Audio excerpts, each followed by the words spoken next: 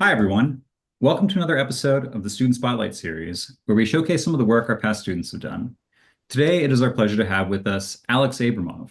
Alex, can you tell us a bit about yourself, where you're from, what year of school you're in, and what course you took with CCIR?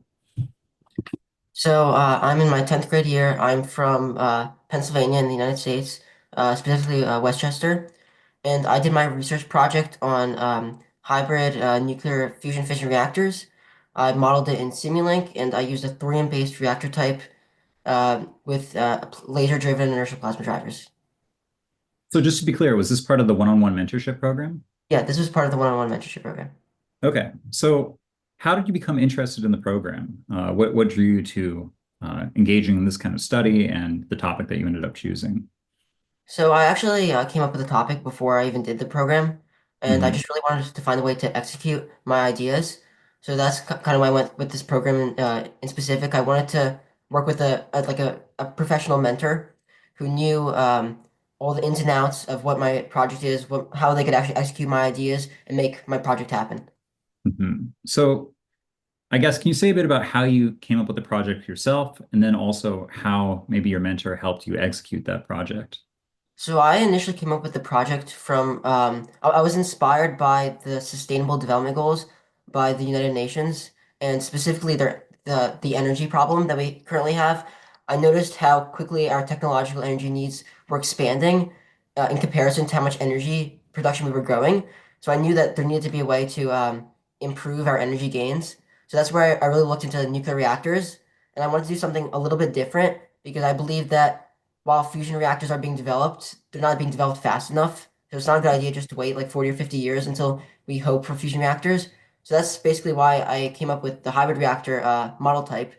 I thought that using this hybrid reactor model type, it would be it might be theoretically possible to produce more energy than a typical light water reactor, and then hopefully push us towards producing more energy than we actually need, which is kind of the goal. Mhm. So can you say a bit about where your project fits into the existing literature on hybrid reactors? I guess what literature were you, or what secondary literature were you reading? And I guess how are you contributing to what's already been established in the field? So hybrid reactors were investigated in like the 1970s and 80s. An issue Mhm. with them though were the plasma drivers, and that's kind of where I got the inertial plasma driver concept from. I took some research from the Laboratory of Laser Energetics, and I somewhat manipulated that into my Simulink model. And I was hoping that with this new efficiency value, and they achieved about a 4 or 5% efficiency value. My model achieved 4% as well. So I believe that utilizing their efficiency value, I could get a higher energy production than ever achieved by these hybrid reactors because past research didn't achieve very high energy values for the hybrid reactor models. So my model actually got pretty close to the light water reactor model, which is the typical reactor model that we have nowadays.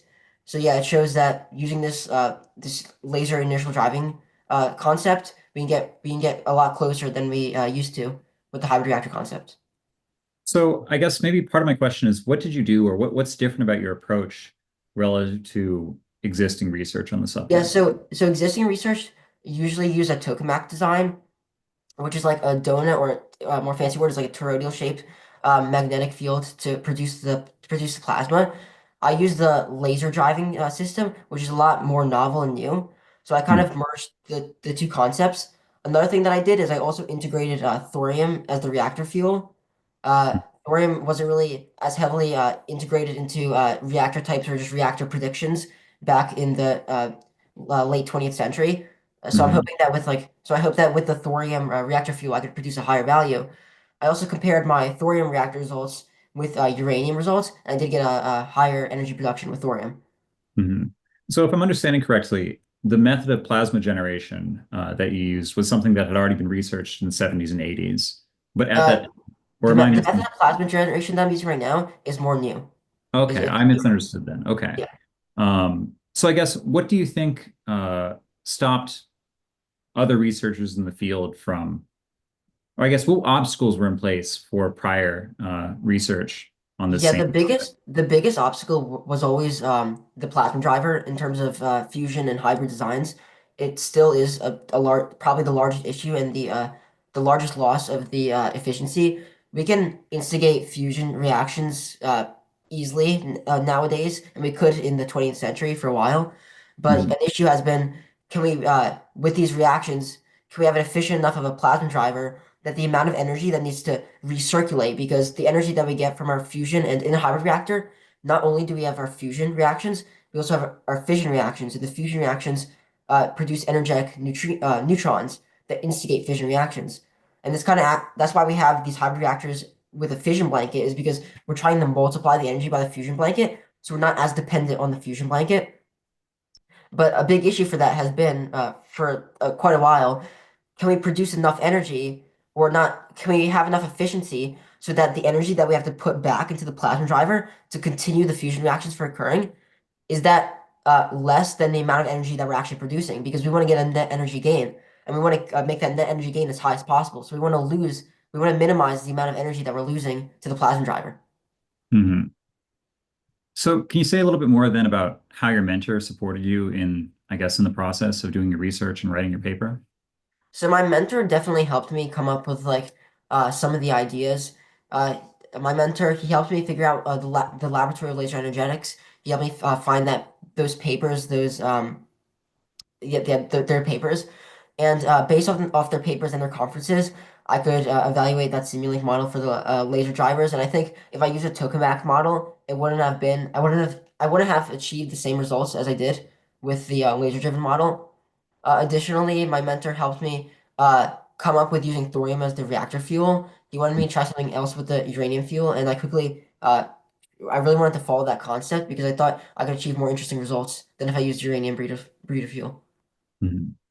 So what obstacles do you think would be in place to implementing reactors of the kind that you're, I guess, that you're studying or proposing? Well, in terms of engineering concepts, a big issue would definitely be what other like energy losses are there along the entire chain. My project only considered the more major energy losses, but there's still smaller things such as like internal radiation. There's multiple different factors, or how much energy you lose to like the specific components of the turbines. I only considered a single efficiency value for the turbines. I considered around 45% of energy would go through the turbines and actually produce electrical energy. But I Mhm. think there's more efficiency losses that I didn't consider.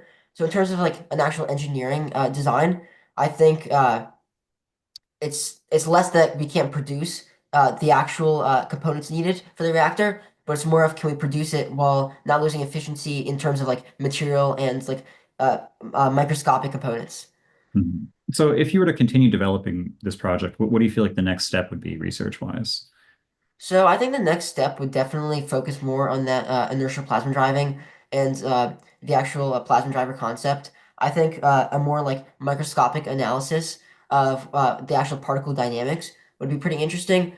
Another thing I found in my research while doing my background investigation was using muons as a catalyst. And I think catalyzing these hybrid reactions are going to be is going to be pretty useful, because if we can figure out how to produce even more energy, the efficiency losses by the plasma driver might not matter as much. Mhm. So that's definitely an area I think I want to research next. So you also mentioned that your initial interest in this topic came from kind of a broader concern for the energy crisis. Right. And I mean, my sense is that a lot of the headwinds towards wider adoption of nuclear power have to do with public sentiment more than technological difficulties. Yeah. Um, so I wonder what your thoughts are on that. What do you think I guess, why do you think that the solution to the energy crisis lies in nuclear power? And I guess maybe what are your thoughts on why, at this time, nuclear power is maybe underutilized? So I first want to move to public opinion. I think a big issue with the public is just the reactor meltdowns that we've had. We've had two major reactor meltdowns, and then one partial reactor meltdown here in Pennsylvania, partial reactor meltdown. And that's a huge issue among the public, because you look at places like Chernobyl, where you have tens of thousands, maybe even hundred thousands of lives that are affected by these nuclear meltdowns, and that's only for a smaller community. And now with a larger population or a higher population density, you really wouldn't want the population wouldn't want to live next to a nuclear power plant, because you know there's a fear of that meltdown. The Hmm. nice thing is that hybrid reactors and fusion reactors, both of them are subcritical, so they can't melt down actually. So I think Hmm. this is a huge, like a massive benefit of both hybrid and fusion reactors, since there's no worry about any sort of reactor meltdown among the public eye. Hmm. And then next, moving on to why I think reactor types or just reactors in general are the solution to the energy problem. I think the big focus comes on the capital costs. The reason why we have nuclear reactors nowadays, light water reactors, that are pretty efficient, they produce a lot of energy, but the reason why we're not building any more, there's only like one currently in development in China right now, that all drives from the capital costs. So right now, to produce a nuclear power plant, it can cost upwards of a few $1 billion. Hmm. There's many a dispersive amount of legal documents that you need to sign. You need to have a public opinion that supports the construction of these nuclear power plants. And again, that means you need to have a very progressive population that feels comfortable having a nuclear power plant next to us. So I think with fusion and hybrid reactors, hopefully, if we can produce maybe two or three, at the very minimum, like 2 or 3 times more energy than we do than a light water reactor or typical fission reactor, I think that's going to provide a basis for why the capital costs are enough energy, or it's fine that the capital costs are justified by these energy production values. Because right Hmm. now, for our fission reactors, we can produce around a Q value of 11, which means that the energy that we go in, there's around 11 times energy going out. If you take that chemical energy trapped inside of the reactor fuel and you see how much energy is going out, we already have 11 times that. So hopefully Hmm. with these fusion reactor types and our hybrid reactor types, we can get around 40 or 50 times as much energy at the very minimum. And that could Hmm. justify those capital costs. Yeah, that makes a lot of sense. This reminds me actually that it seems like just in the past maybe 6 months, there's been maybe renewed interest in nuclear power in Europe because of the Right, political problems that are created by Germany's dependence on Russia for energy. And Germany used to have many, basically, Germany used to use nuclear power extensively, but there was sort of a campaign to shut down the plants. And now it seems like Germany would like to be able to become energy independent, right. and perhaps was much closer to achieving that in the past, but because of the high sort of capital costs of reopening the plants, it's not really feasible. Um, so it seems like there's a renewed sort of political, as opposed to say like environmental or social incentive maybe Yeah, for countries to explore nuclear power. definitely. Like if you look at Europe right now, they're developing ITER. They're trying to use a tokamak for a fusion reactor design, and it's actually going pretty successfully. They're hoping that within the next, at the minimum, like upwards of like 5 to 10 years, they can actually produce a functioning fusion reactor that produces more energy than a fission type. So yeah, I definitely noticed that renewed interest in nuclear power, especially people are starting to get concerned not only about environmental issues, but how much our dependence is on non-renewable fuel types. So yeah, I think a global shift to renewable, or I would say very renewable fusion energy types. Uh, I guess reactor fuel is not completely renewable, but the current reactor fuel we have can actually last us upwards of 10,000 years. Mhm. Our current uranium supplies, and I think even longer for thorium supplies, because we haven't started to deplete those yet.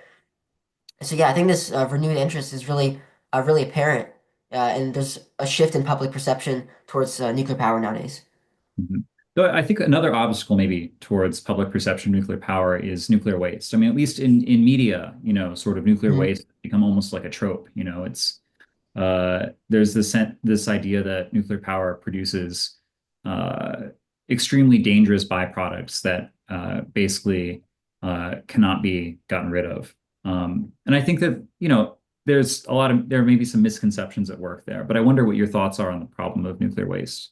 So that actually shifts over to another benefit of a hybrid reactor system, and that's the fission blanket actually produces some amounts of fissile fuel. So it actually produces less weight. Some of that waste from the fission blanket can be reutilized inside of the fusion blanket and turned back into deuterium and tritium fuel types. So deuterium and tritium are what powers the fusion reactor core. So I think that's like another huge benefit of these hybrid systems. We have less pollution from them, and actually, if we take a perfectly 100% efficient hybrid reactor type, we would produce no hazardous emissions whatsoever. It would only be water vapor and oxygen emissions. Mhm. So I know that there were plans in the United States to build a storage facility for nuclear waste in, I believe, New Mexico or Arizona, one of those two states. Maybe you would know better than I do. And basically, the idea is that building this massive sort of storage space underground in a very sort of geologically stable area would pretty much solve the problem of disposing of nuclear waste for the foreseeable future. But the project was shut down, I believe, in the early 2000s, mostly due to public backlash. Um, so I guess I wonder again, what are your thoughts on how nuclear power can kind of fix its public image? So yeah, I think that nuclear power is going to fix this image almost like automatically as time progresses, as our environmental issues keep on occurring. And there's going to be a certain point where we're going to have to make a shift to completely renewable energy. So it's going to have to happen at some point. We only have, again, around 100 years of our uh, fossil, like our basic fossil fuels like oil and natural gas. I think 150 years for coal. Mhm, So I think as pollution is going to increase and as we're running out of these non-renewable fuel types, we're going to have to shift to something more, I would say, like, yeah, more renewable and something that's significantly less environmentally damaging.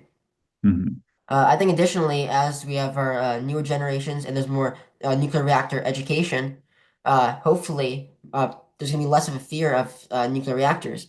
The two nuclear reactor meltdowns, even for fission reactors, the light water fission reactors, um, they were caused by very rare events. You look at Hiroshima, and then you also you look at Chernobyl and you look at both of those events and you say, what is why those events occur? And then there are very small issues within the actual reactor in terms of how the reactor was running, not like an actual individual themselves. So it's not like some sort of individual tampered with the nuclear reactor.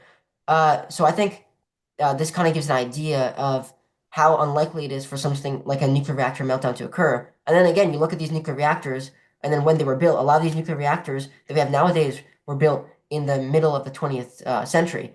mhm, So I think this really like puts a perspective on how we're really using our old reactor types, and we have a lot of room for improvement. It's like if you said, "Oh, rockets were bad," and you just looked at the first rockets ever created. So right. I think with our new developed reactor types, we've learned a lot. I think eventually the public perception will shift. Mhm. So, it's interesting because it reminds me, by the way, earlier I think you meant Fukushima, right? Oh yeah, Fukushima. Yeah, sorry, my bad. Um, so, for example, statistically speaking, flying is much, much safer than pretty much any other form of transportation. Right, Uh, But nonetheless, people don't really feel afraid when they go out to drive, despite driving being, statistically speaking, much more dangerous than flying. But people do, I think, feel nervous when they fly. And I think a lot of that is because of the perception that, well, I know that failure, is unlikely. But the problem is that when failures do happen, they're catastrophic. Uh, right. I think that that might be a component of why maybe even if people can see the numbers and see that the likelihood of a reactor meltdown is extremely low. And on the contrary, many people like there are lots of dangers associated with coal, for example, that are constant and not maybe talked about very much. Nonetheless, just the idea of catastrophic failure, I think, is something that people have a hard time, uh, maybe have a hard time with. Yeah, Um, definitely, because it comes into is it like a slow progression that can affect everybody, or is it a small thing that might affect like a small concentrated population? But something like climate change might be on the news, but people won't do anything actively about it. But if you look at something like a nuclear reactor meltdown, immediately that's a single pinpointed event. That's like a direct cause, or that was directly caused by a singular reactor power plant. So yeah, I mhm. think that definitely shows how if there's like a singular event, people can immediately say like, oh, I don't want to live next to a nuclear power plant anymore, and then completely shut off.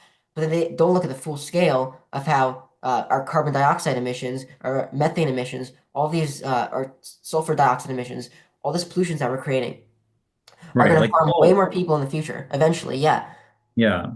Like coal dumps tons of radiation into the Exactly. atmosphere. And then Uh, it's not just people, it's also you also have to consider animals and plants and just the environment in general. I mean, mm, animals and plants are becoming extinct on a daily, weekly basis. And a nuclear reactor meltdown, sure, it might kill people, it might hurt people, but uh, I feel like it would be better to take more of a risk to try to investigate further into these power plants, and hopefully eventually we can be completely sustainable rather than eventually just waiting to our death, basically. yeah, but I mean, I feel like you also have to see that, like when you say, well, it might kill some people, uh, it's just a hard pill for anyone to Exactly. swallow. Yeah. Because I think there's also maybe an equity thing, right? That certain, maybe we all in a way, I mean, some more than others, but we all in a way share the burden of risk that comes with burning coal. And Uh, I think also films and just popular media expanded how bad meltdowns really are. There's mhm, no nuclear explosion in a meltdown. It's just a release of radioactive material. And we can really mhm, handle these, like especially if there's no water or like no dense medium for this radioactivity to propagate through. It doesn't have to be that bad of an issue. Nobody has to necessarily die at all. We have plenty of new novel systems to treat radiation and the effects of radiation, our new developments in like cancer, which is caused by radiation. We have all these new developments. So nobody necessarily has to die. It's not like it's a mass explosion instantaneous. So I think we know how to control these meltdowns. And again, specifically think that light water reactors are eventually going to be ignored, especially in the next 10 or 20 years when we shift over to a hybrid or fusion system, hopefully. We won't have to worry about meltdowns at all. mhm. I mean, I wonder if some of the psychology at work is like, you know, like have you seen the movie 127 Hours or heard of it? No, I haven't heard of that. No. It's about a climber who gets basically falls into a ravine and his hand is trapped under a rock. And obviously he's in the middle of nowhere, no help is coming. And what he eventually has to do is he has to cut off his own hand in order to escape, right? Right. Um, and I think that obviously it's a terrible thing to have to dismember yourself. But ultimately, it is the best choice and the safest choice, as crazy as that sounds. And I don't mean to suggest that nuclear power is, you know, transitioning to wider adoption of nuclear power is like cutting off one's hand. I think nuclear power is great. I think it gets a bad rap unfairly. But it seems like one of those things where it's something that people are not comfortable with, that perhaps they'll only accept once it becomes totally evident that it's necessary. Yeah, Um, I think education plays a big role in that. People see another thing I just thought about is those large like almost what you think is like smokestacks coming out of those nuclear reactors. That's just water vapor. It's right, just it's water not vapor smoke, coming it's from the steam. turbines. So people Yeah. immediately see that and they think it's spewing out radioactive material. And I think that's a big reason why education is super important. Because I think if people are educated about what actually happens in a nuclear reactor, they're gonna realize that the biggest thing that can happen with a light water reactor is a very small chance that some radioactive material spills out. Mhm. Uh, and again, you look at the partial meltdown that occurred in Pennsylvania. We were able to handle that meltdown. So again, as long as we have, especially with new improved technology and computational support, I think it's going to be. I don't. I think if we continue using light water reactors, I don't expect a meltdown to happen. Maybe never again. Mhm. Yeah, I mean, it's interesting because I feel like maybe what we're sort of getting at is that it seems like there are, on the one hand, technical obstacles maybe Right. to the adoption of nuclear power, but there are also social and political obstacles. So it seems like somehow, you know, researchers like yourself, politicians, educators, all have to somehow work together, maybe to overcome these obstacles. Yeah, I definitely think this also fills in of why thorium fuel hasn't been utilized much, even though we have a huge access of it, especially in like countries like Mongolia, we have a lot of thorium fuel. A big issue is the trading routes. It's almost like we already have our own trading routes for uranium. So even though thorium, we can eventually make it cheaper, right now it's not cheaper. So instead Mhm. of doing the more intelligent thing, maybe taking a more expensive thorium fuel to develop these trade routes, and then eventually it's going to actually be cheaper. We're sticking to less energy producing, more, I guess, more expensive. Eventually, it's going to be more expensive uranium fuel. Mhm. So yeah, I mean, I think this is an extremely interesting topic, and we could probably go on, but I want to kind of pivot back to talking about your own research and your own experience with the Yeah. program. Um, so I guess do you feel like this program or this experience has prepared you or empowered you to continue doing research in the future? I definitely think this program helped me with research. I think this program gave me insight about how to do things, how to work with somebody else, like a professional, and also in some cases how to work on my own. Mhm. I think it showed me how to properly perform a research and make a research paper, how to do things with, professionally, uh, especially how to find sources and find information online, especially for a topic like mine, where some of the information is either hidden, some of it's not as researched, like hybrid reactors were researched, but currently they're not very researched at all. So I think this experience really empowered my researching abilities. Yeah. Mhm. So do you have any other key takeaways maybe from the experience? Or maybe was there anything that surprised you that I guess during the process? Like specifically with my research or just like with the program. Either one. So, in terms of my research, I was a little bit surprised by how many attempts there used to be at these old reactor systems. I was very surprised to see that hybrid reactors or even fusion reactors had so much research in the 1960s and 70s. And then I feel like there was a large 20 or 30-year gap, and it's almost like right now we just picked it up again. But then again, now that I thought about it, or after I thought about it, it kind of gives insight about how research can be approached, or even just engineering concepts in general, Mhm. where might be a good idea to look at the theory first. Then you have to wait a couple of decades until the engineering or the science catches up, and then eventually it's a good idea to take another crack at it. Mhm. Yeah, I think that that's definitely true. That it's not like a linear process. Right. Sometimes there can be, political, social, or technical barriers that might halt things for a period of time, but then, at some point it can be picked up again. So have you finished your paper? Are you planning to publish it or take it to any conferences? So yeah, I did finish my paper. I think I am planning to publish it eventually. I still think I want to do a little bit more work and validation, especially with my optimization type. So in my reactor model, I had to use an optimized genetic algorithm to figure out what the maximum energy production could be of this hybrid reactor system. And I want to look more into how I can validate how well the reactor model performed, and if I actually got the highest energy production possible. One of the things I noticed while actually building the genetic model and the optimizer solution was that the reactor models sometimes got stuck in these local maxima that weren't really the actual true maxima of the energy production type. So I still want to validate that I actually got the true maxima, and there could possibly be more energy I could get out of the reactor type by changing some of these variables, like the fissions per fissile fuel in the blanket, the fuel consumption rate, all these different independent variables. So yeah, I want to look into that more before I do any like real publication, but I think I eventually will. Mhm. And are you getting any support from your mentor, CCIR, Yeah, with yeah, my mentor is definitely helping me. He's helping me how to format my research paper in order to actually publish it, how to go through like the process to submit the paper, how to take feedback. So all of these things we're discussing, going over. So I'm hoping that eventually I'll be able to get something published. Mhm. That's great.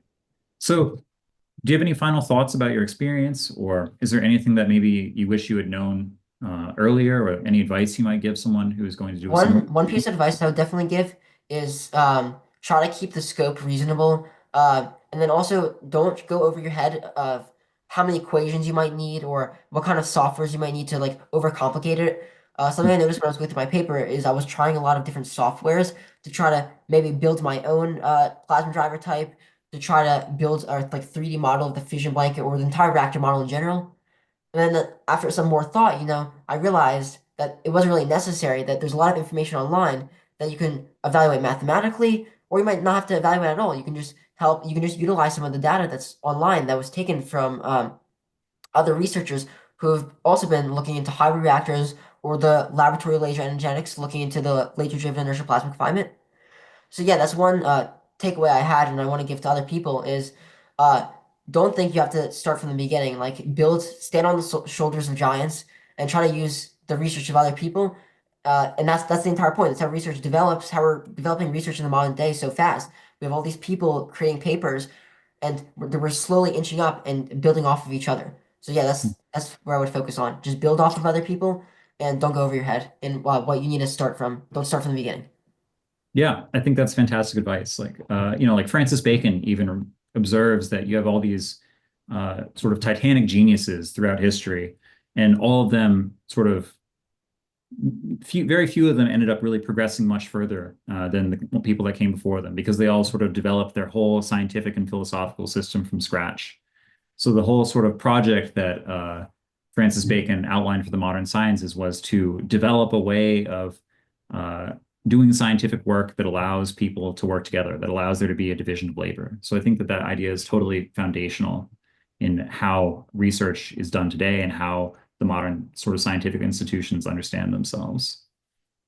Yeah, yeah, I definitely agree with that. Like, I think as we go more modern into our technology and our scientific developments, there's more specialization going on. I think a lot of people, like if you ask a physicist nowadays, they don't know all of physics. Maybe if you ask somebody in the 17th or 18th century, they could.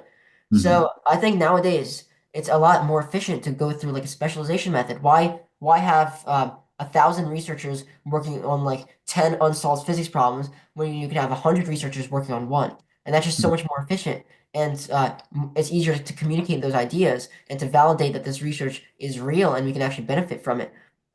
So yeah, I think this really resonates with what I did with my research, where I didn't have to learn all of nuclear physics. I didn't go through. I did some background investigations into like the basics of nuclear research, and obviously I did more specific stuff into my hybrid reactor research.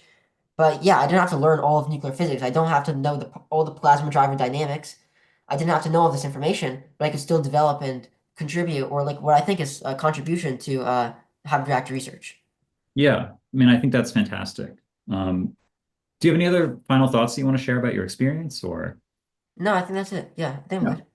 Well, thank you for taking the time to talk with me. I really enjoyed hearing about your research. I think that it's really exciting, and I sort of your broad perspective on the energy crisis, I think makes a huge amount of sense. And I hope you keep working on this. And Thank you. I appreciate it. yeah, all Thank right. you. It was nice talking to you.